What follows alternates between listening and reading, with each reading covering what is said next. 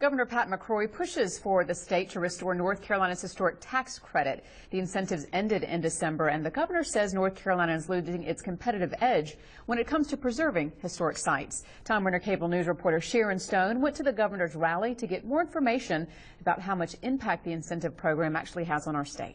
$1.6 billion. That's how much money historic tax credit projects have brought to North Carolina since 1998. In December, the state discontinued the incentive program designed to attract investors to renovate historic buildings, and Governor McCrory says it is time to bring it back.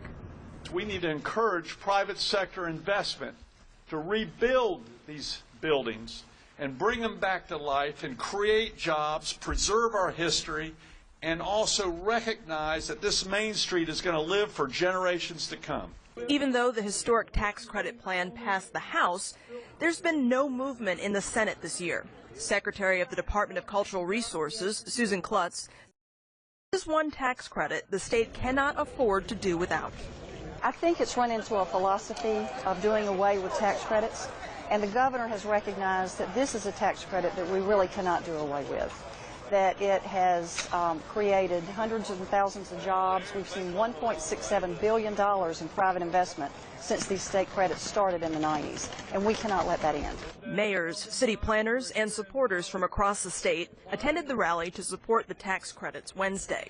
Many say preserving North Carolina's historic past paves the way to the state's economic future. Well, one thing that's very important here in North Carolina is the history of the state.